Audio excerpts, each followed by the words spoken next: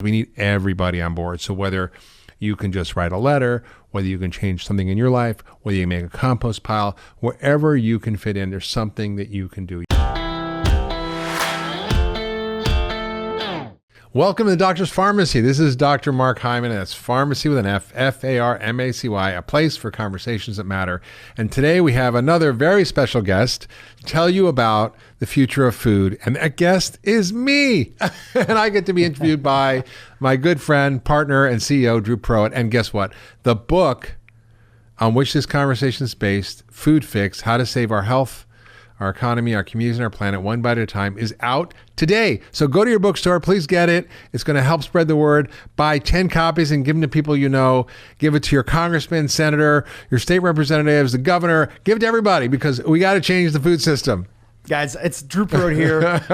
If my voice sounds familiar, I'm the host of the Broken Rate podcast. I'm Mark's business partner, good friend, known him for a long time. And I'm going to pull in something else. I'm going to pull in a little bit of a guilt trip. If you've benefited, whether you just found out about Dr. Hyman yesterday, whether you don't even know who he is and this is the first time you're listening to this podcast. Some crazy friends send you the podcast. Whether you've been listening to him for the last 10, 15 years since he's been doing this work publicly, and if you've enjoyed any of his free content, I want to make a plea to you, which is this is the most important book that he's written. It is. Our team truly feels that. Because it's a book about how to save the planet, the economy, our health, how to reverse climate change, how to look out for those people who don't have the ability to look out for themselves.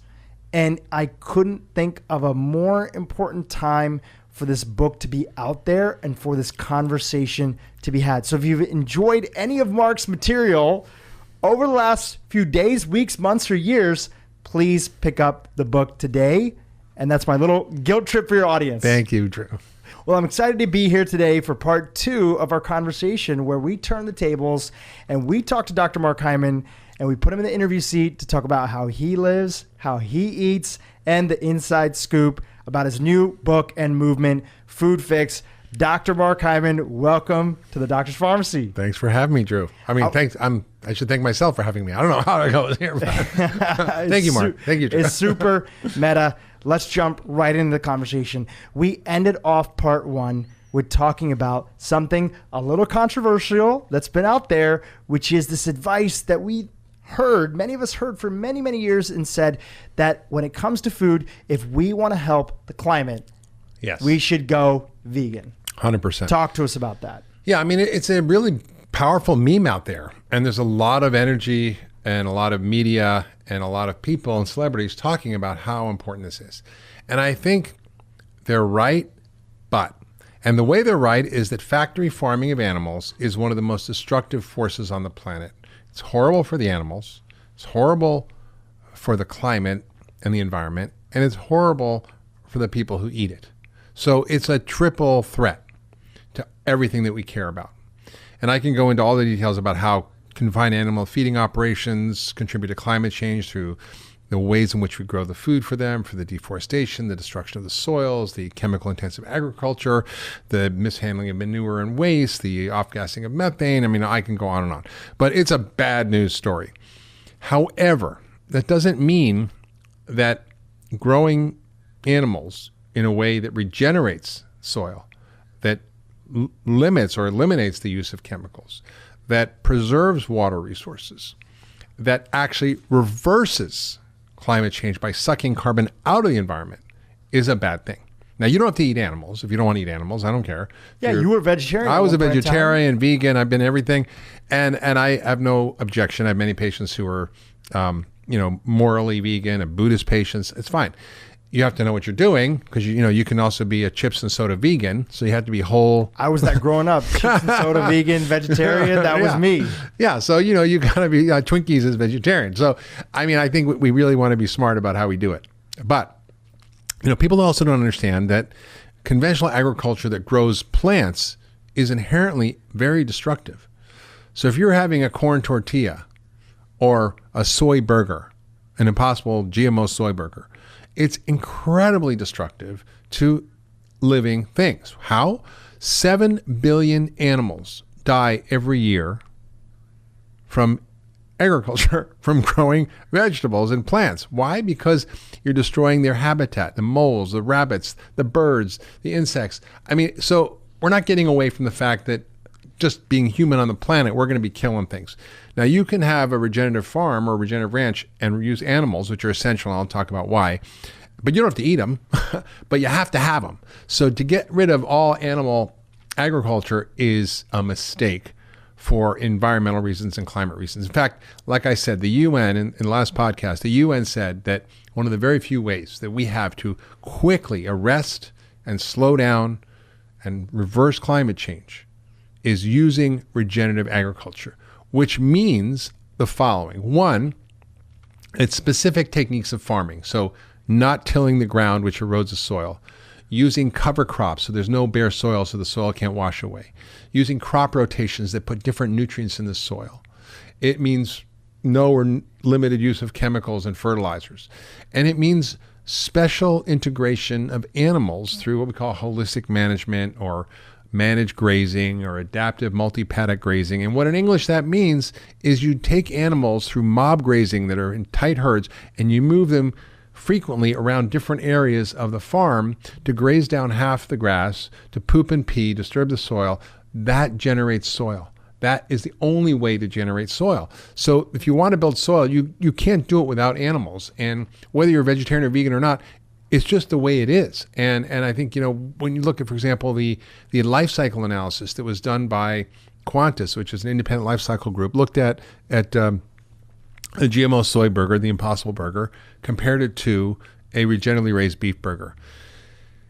And the Impossible Burger was way better than a factory farm burger for the climate change efforts, but a regeneratively raised beef burger was better. In fact, one Impossible Burger added 3.5 kilos of carbon to the environment, whereas a regeneratively raised beef burger took out 3.5 kilos. And that includes all the methane and everything, all the inputs, life cycle, total life cycle. So you have to basically eat one beef regenerative burger to offset the carbon emissions of a soy burger. So the arguments can't be oversimplified. It's not vegan or not. It's what meat. And someone said, I think Russ Conzer, quoted by Nicolette Nyman, said, it's not the cow, it's the how. Yeah, and you recently did a video on that. And it's super important to get that message out there. And I think the other thing that you would say, and it's part of your action guide, is that the one thing that we can all do is take a pledge to just avoid factory farm meat. Yeah, 100%. That should be a zero tolerance policy. Because that does make a difference. It makes a huge difference, huge difference. And, think about, people say, oh, the cows are contributing. Well, we had more, ruminants running around this country than we do cows right now.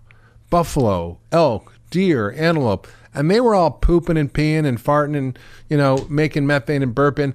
And we didn't have climate change back then. Why? Because they were building soil and soil was sucking it all out of the environment.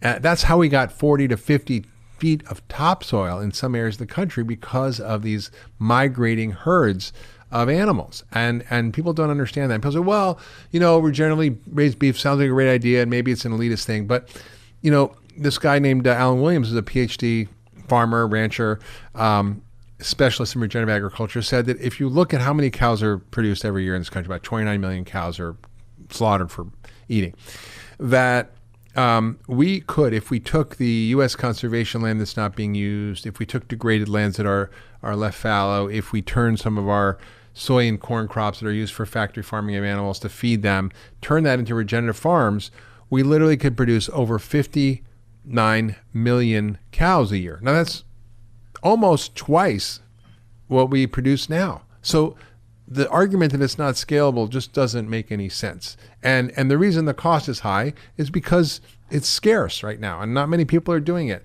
And farmers aren't supported to do it. They're supported to do other stuff. But imagine if all the crop subsidies and all the agricultural supports went to transform regenerative ag. And that's one of the things that I'm really working on is how do we scale this? How do we get government policy to change? How do we create business innovation to make it work? I mean, there's a great, I think it's a private equity company called Farmland LP that's buying up conventional farmland, converting it to regenerative agriculture, and going from single-digit profits to double-digit profits, 40, 50% profits. Their first fund had a 67% profit.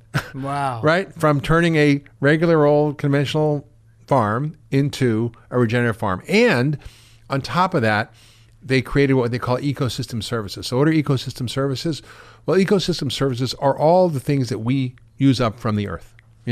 We basically borrow or take or steal, however you look at it, about $125 trillion every year from the earth in terms of goods and services. Now certain countries are paying farmers to create ecosystem benefit. In Costa Rica, for example, they pay farmers for making soil, for conserving water, for increasing biodiversity. And there's movements around the world to increase these ecosystem service payments. Well, this Farmland LP, they actually created $21 million of ecosystem benefit on their regenerative farms while making a 67% profit, while the conventional farms made far less, like 3, 4, 5, 6% profit, and actually cost us $8 million in ecosystem services. Because we can't keep on taking. Right. We have to give back to this earth because it's our home. Yeah, and the truth is, like, people think, oh, it's not economical. No, it's like the super great business model. I'm like, I want to invest in that. And there's billions and billions of dollars flowing into food and ag investments that are trying to solve these problems. So the government's way behind the curve. Yeah, and that's going to change. All right, we're going to... If I have anything to do with it, which I do a little. We're going to shift, and we're going to take it a little personal here, because the foundation of the diet that you teach people inside of the Food Fix book is the Pecan Diet. Yeah. You'll be talking a lot about the Pecan Diet. Yeah. Your last cookbook was about it.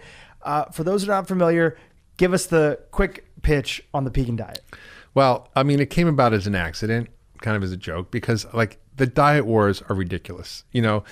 I mean, I read an article recently in JAMA where, based on a diet article about meat, there was thousands and thousands of hostile emails that came into this medical journal when they reported that they thought meat wasn't the problem based on the literature. There was a number of studies published. They said it was more violent communication than they'd had for anything they've ever done, including when they published against gun violence from the NRA. So I think there's just such a conflict about this. And I said, we've got to stop these diet wars. We got to work together to sort of come up with what are the same eating principles that everybody can sort of agree on. And there are things that are based on great science and combined with common sense. And also I realized that we need to not just include our health in the equation, but the health of our planet and the biodiversity of the planet. I mean, the way we farm has killed off half of all livestock species, 90% of all edible plant species that existed on Earth, and about 75% of pollinator species on which we depend.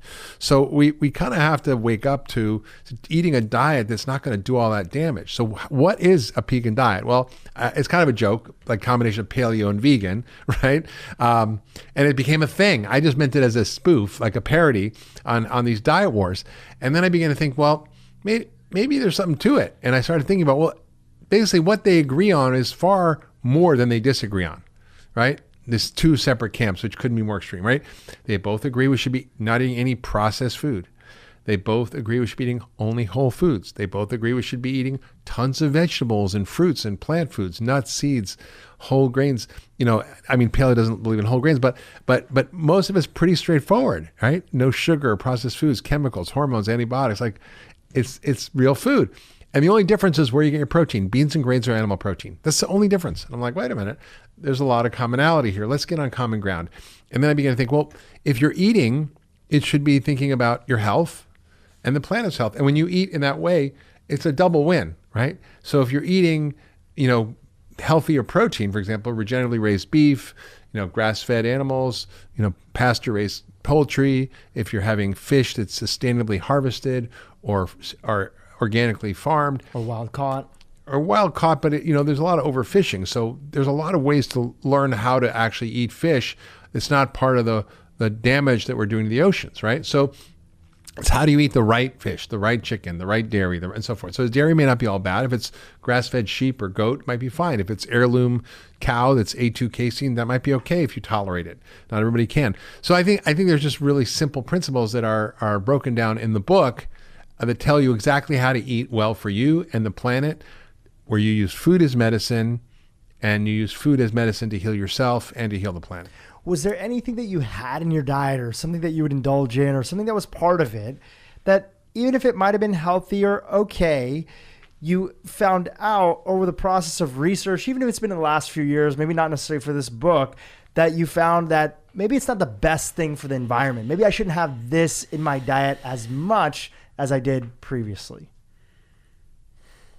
Like sometimes people talk about like almonds and how much water they use. Yeah. People talk about, grass-fed lamb and how it comes from New Zealand, a lot of it. And it's flown over here on airplanes. Like, is there anything controversial like that? It's true. Like, I used to eat a ton of almonds and almond butter and almond milk, and I really have cut way back.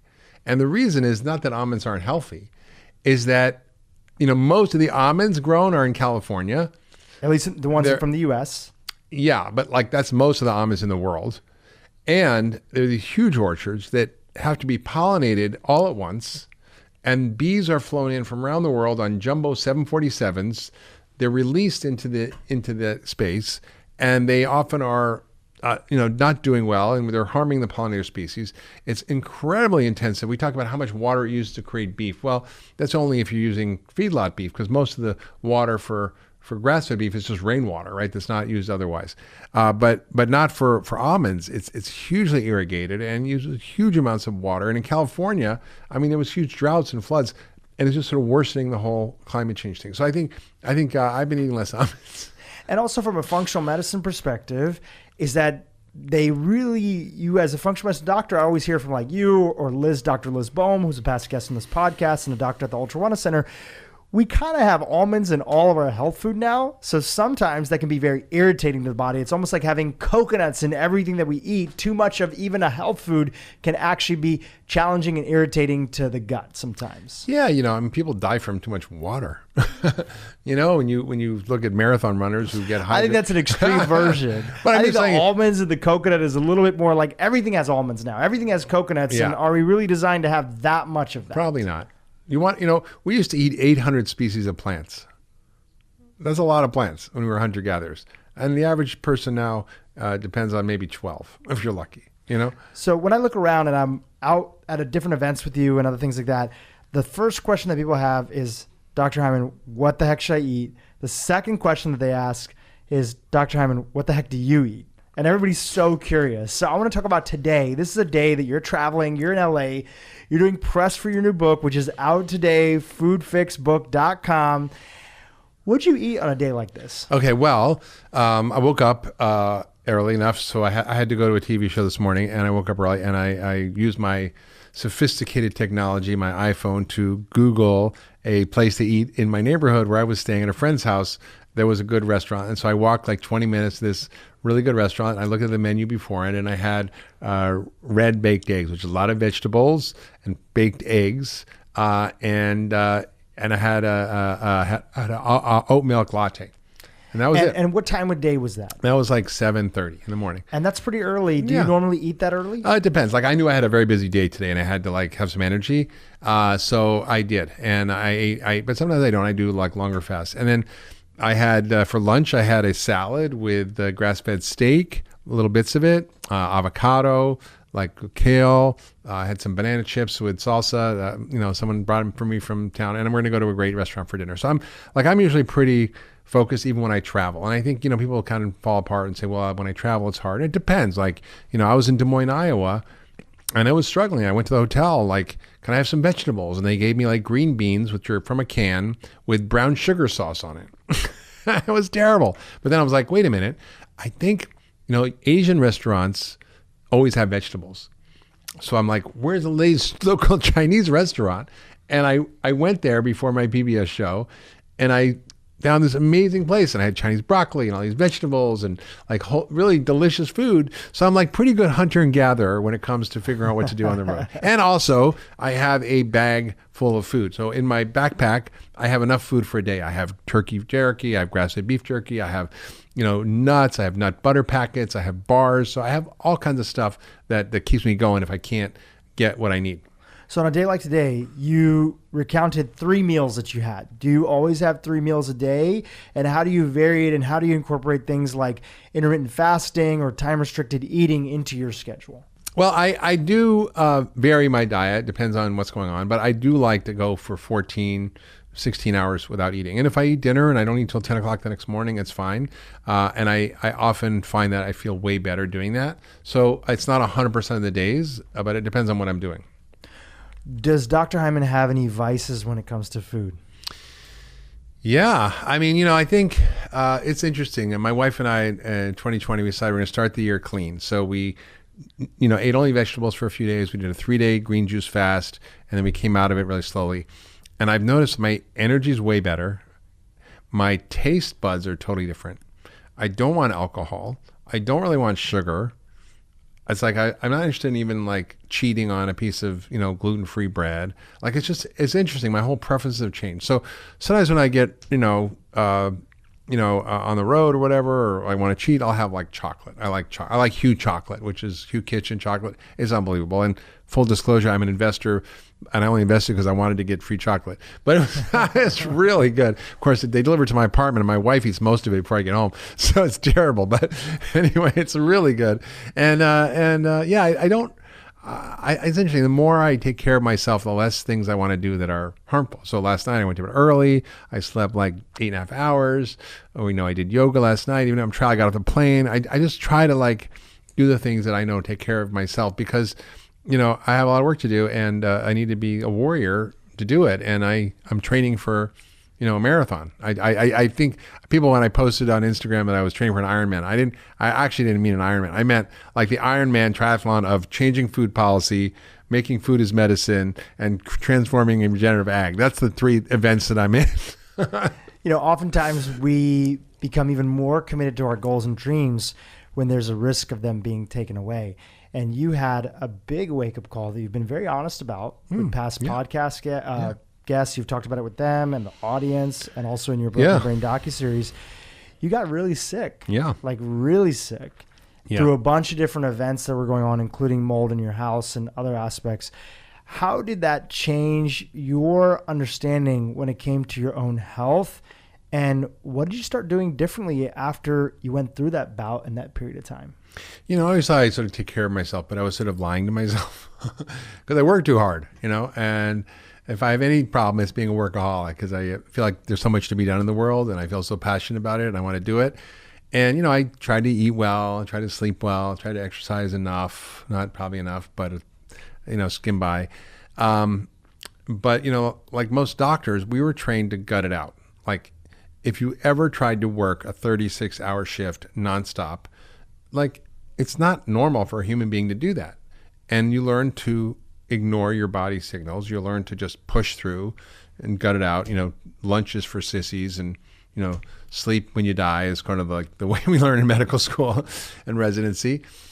And I had mold in my house, and I had a cough for a year, and I was really sick, and I just kind of kept pushing through it. Thought it would get better.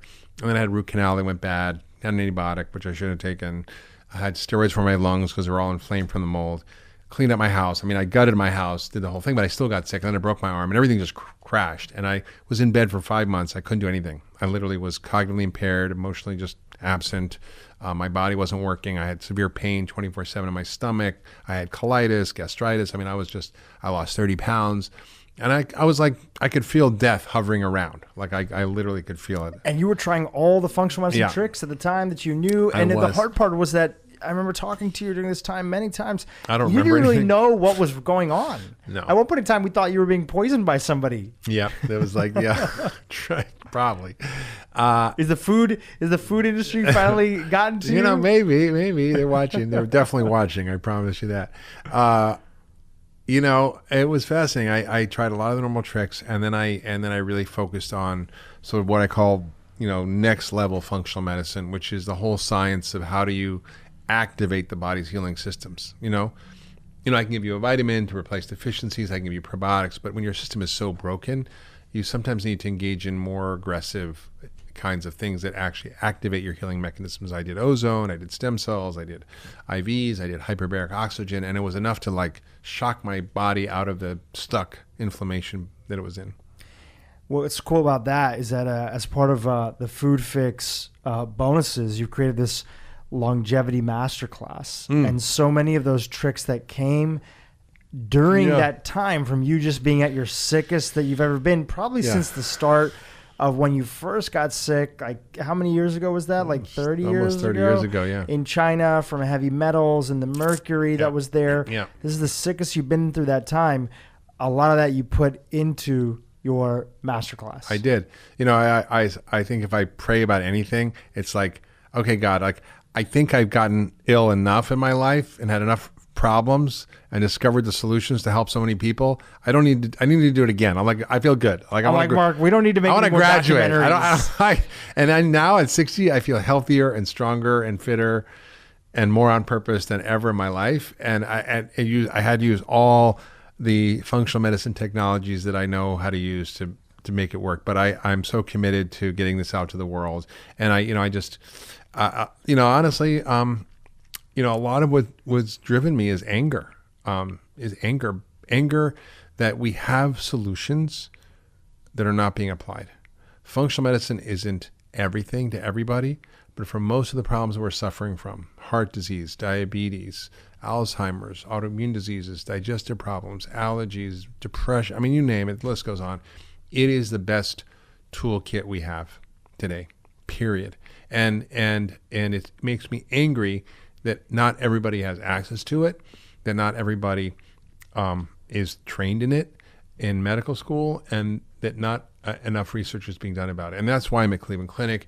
That's why I'm working so hard in Washington to change policy so we can make nutrition in medical school, so we can create a food as medicine initiative where when you prescribe as a doctor food, it gets reimbursed and helps people, where we can develop programs that are funded by insurance and healthcare that actually do better and make people healthier and save money. You mentioned something, and we talked about it a little bit in part one of the podcast. You mentioned a little bit about prescribing food. Paint a picture and a vision for us of what it would look like to have food pharmacies in every hospital around America. Well, I mean, and how that would actually save us money. We think about giving things away, and sometimes when people are libertarian, or let's say that they're a little bit more like everybody should pull themselves up through the bootstraps, and they should really be able to figure it out themselves. Tell us how some of the solutions in the book, like having a food pharmacy in every hospital, would actually save us money. I mean, this is not my opinion. This is just well-validated scientific data. It's been published around the world, and it works. And just for example, one model of incentivizing healthy prescriptions for people and disincentivizing bad food, right? So cheaper to buy fruits and vegetables, more expensive to buy soda, right? When you do that, and you put a 30% premium on soda and a 30% discount on vegetables, let's say, you would, if you did that at scale, it would save 3.1 million heart attacks and $100 billion in savings. That is incredible. Right? Geisinger created a food pharmacy where they took food insecure people, gave them $2,400 worth of food a year and food for their family and support on education on how to eat and do it and all so forth. In this group of food insecure type 2 diabetics who were poorly controlled, not only did their diabetes dramatically get better, but they saved 80% of their healthcare costs. Now, what that means is they were averaging, because diabetics are on insulin, going out of hospitals, amputations, blah, blah, blah, $248,000 was the average per head cost. For these patients. They saved $192,000 per patient. That's an 80% savings.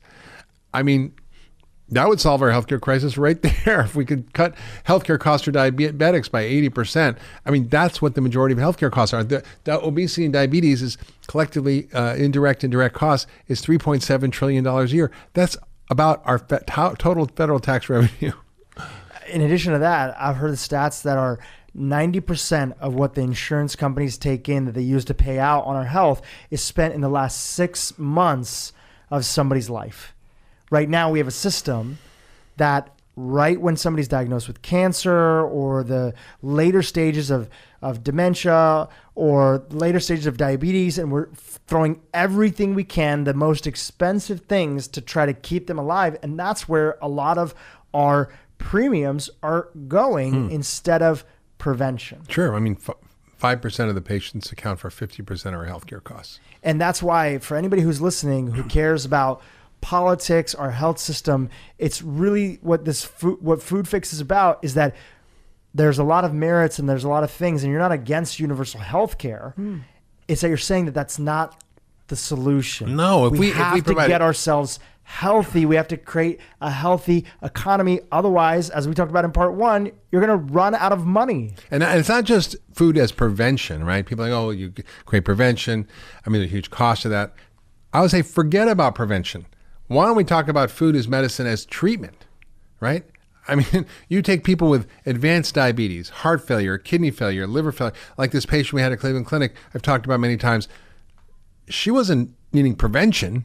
I mean, other than prevention of death. I mean, she needed treatment. And the treatment she was on wasn't working. The best medical care on the planet wasn't working because what she had wasn't a medicine deficiency. She had a food problem, and she was eating foods that were making her sick and fat and diabetic. And within 3 days, she got off her insulin. In 3 months, she got off all her medications. In a year, she lost 116 pounds and reversed every one of her diseases and on no medication and saved $20,000 a year in copay. That's what we need to do in America, is provide mechanisms for healthcare to change so that we reimburse that. And that's a lot of what I talk about in the book. What are the national policies we need? How do we change our policies in health and human services and Medicare, Medicaid? How do we change our food policies around what we do for SNAP recipients? How do you actually change the labeling and marketing of food so kids aren't targeted? I mean, Drew, it's staggering to me. These food companies literally do advanced brain MRI functional imaging on children to see how to influence their choices, desires, and behavior. That should be illegal. But we do it in this country. And it's so pervasive that I don't even think that people understand how challenging it is. Talk about the other things that the food industry does to boost their profits and really sort of trick us as consumers into staying in this sick care system. Well, you know, the government has multiple agencies that are overseeing our food policy, and it doesn't support health. It supports disease through the ways in which it allows the food industry to run rampant.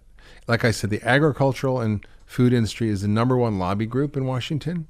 It is driving so many of our food policies, for example, that allow unrestricted food marketing to kids and everybody else.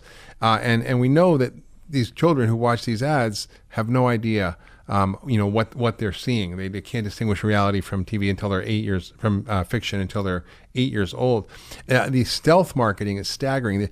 I think last year there was 5.4 billion, with a B, billion ads on Facebook for junk food for kids. They're stealth advertising through social media, like adver games, where these kids are playing these free games on social media, and they end up embedding McDonald's and Oreo cookies and other things into it. So these food companies are very focused on protecting their profits. They're the biggest industry on the planet. They are the biggest employer in the country. The food and farm workers are about 20 million people in America, and they are producing food which is extremely harmful, and their existence depends on selling more of it. And so they form all these different tactics, whether it's front groups that mislead the public, such as the American Council on Science and Health, which says that high fructose corn syrup, pesticide smoking, and PCBs and dioxin are all fine and safe for us. There are groups like Spinning the Truth, where they basically unduly influence the social groups like the NAACP and Hispanic Federation by co-opting and funding. Coca-Cola funded the NAACP $2.1 million, which is why they opposed, for example, the ban on large portion drinks in New York. They fund the Hispanic Federation, and they co-opt professional associations like the Academy of Nutrition and Dietetics gets 40% of its funding from the food industry. And what was striking was that there was this woman who was running for president, almost got elected, Neva Cochran, who actually was in the pocket of big food and big ag, and consulted for McDonald's and Pepsi and I think Monsanto, who knows what. And she ran for president, and she posted a tweet which I have it in the book, which was so striking to me, I had to put it in there. It was a book cartoon, right? Of a cheerleader from the 50s, Jenny, who, basically, is a cheerleader and runs around all day, and she says, Jenny needs a sugarless drink, soft drink like a beetle needs a hairpiece. 2468, who do we appreciate? What do we appreciate? Sugar. I'm like, crazy, which was an actual ad. And then she writes in her tweet, teens can get, their calories from soda and, sports drinks and blah, blah, blah, blah, and sugar is the bomb. And I'm like, whoa.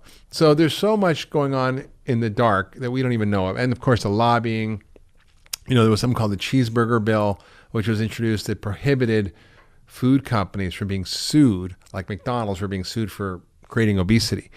And why the food companies are terrified about that is called discovery, because it means that once there's a lawsuit, they can actually go in and see their emails and see their internal documents and expose what they're doing. Just like they did with big tobacco. Exactly. And they found out they actually knew. They knew. They knew. The CEOs were all lying to Congress. They knew it was addictive, and they're creating false science. And the food industry spends $12 billion a year creating false science. 12 billion, 12 times what our government spends on nutrition research. And so you've got all these incredible manipulative techniques that the food industry uses to confuse the public, to co-opt professional societies, to create front groups, to co-opt social groups. I mean, it's a coordinated, massive campaign. So this cheeseburger bill, the attempt was to block it, to actually promote it. It actually passed in the House, believe it or not.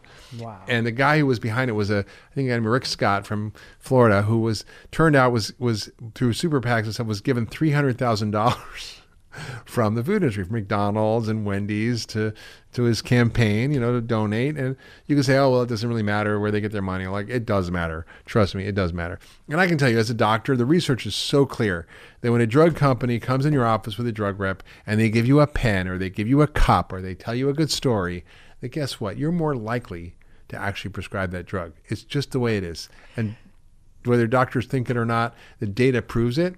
And the same thing, in other industries. So I think we have to be just really smart about how coordinated, deliberate, methodical they are in trying to subvert doing the right thing. And before I finish with that, the good news is that there are companies now that are smelling the which way the wind's blowing. And they get that people care about regenerative agriculture. They care about climate. They care about behavior is changing. They care about sustainability. They want organic. They want whole foods. And so they're changing. In fact, the GMA, which is a Grocery Manufacturers of America, one of the most pernicious trade associations responsible for the anti-GMO labeling and much more, were trying to block everything, soda tax, whatever they could. And 4 companies bailed, called Nestle, Danone, Mars, and Unilever, all bailed from that group. That group ended up disbanding because everybody left. And it now has some other name and has recreated itself in another form, but is much weakened because I think food industry is getting that they need to be part of the solution, not just part of the problem. And that's a good thing.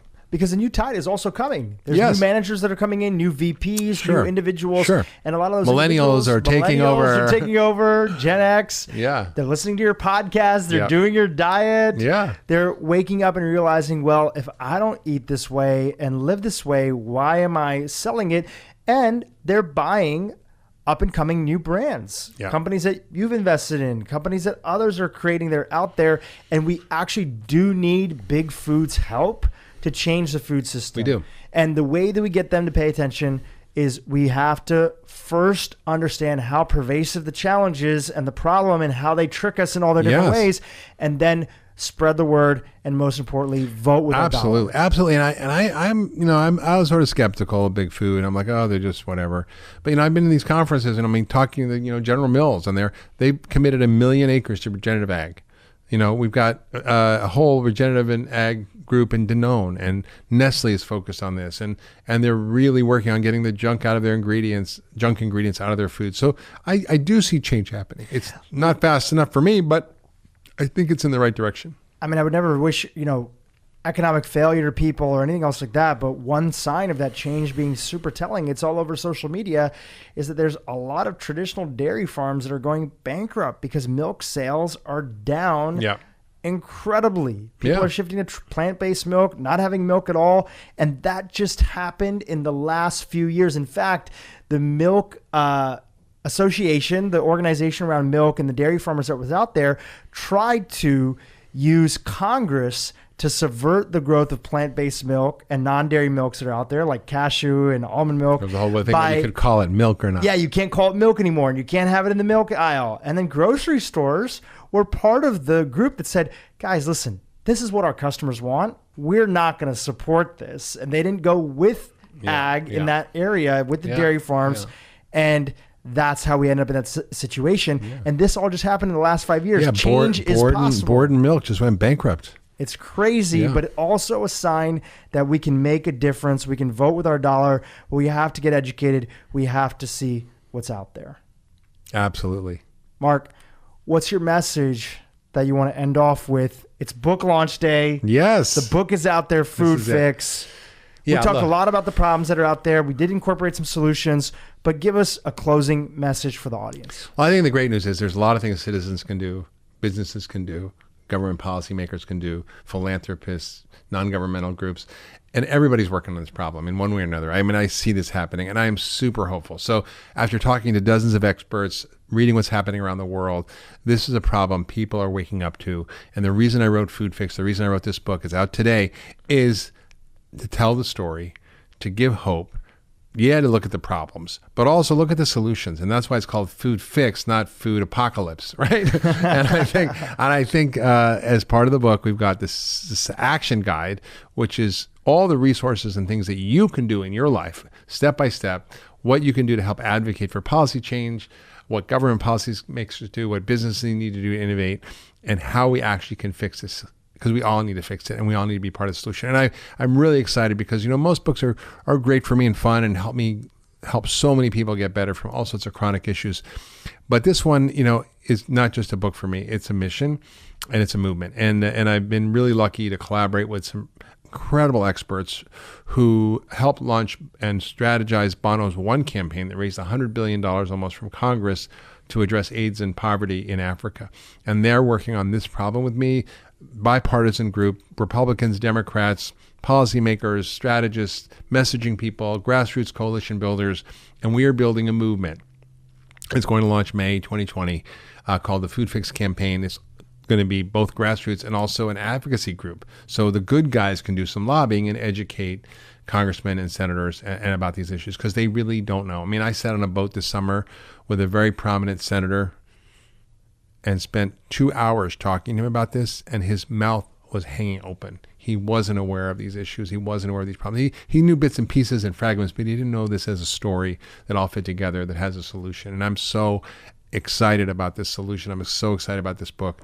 And the truth is we need everybody on board. So whether you can just write a letter, whether you can change something in your life, whether you make a compost pile, wherever you can fit in, there's something that you can do. You can donate to an organization that's doing good, like Kiss the Ground. You can donate to the Food Fix campaign. Whatever you want to do, you can be a part of this and make the change happen because we all can and we all need to. And it's what we have to do. Otherwise, we're really screwed. So I'm super excited about this. And I'm just grateful for everybody who's been part of my podcast, who's listened and who cares about these issues with me and is willing to fight the fight. So thanks for listening.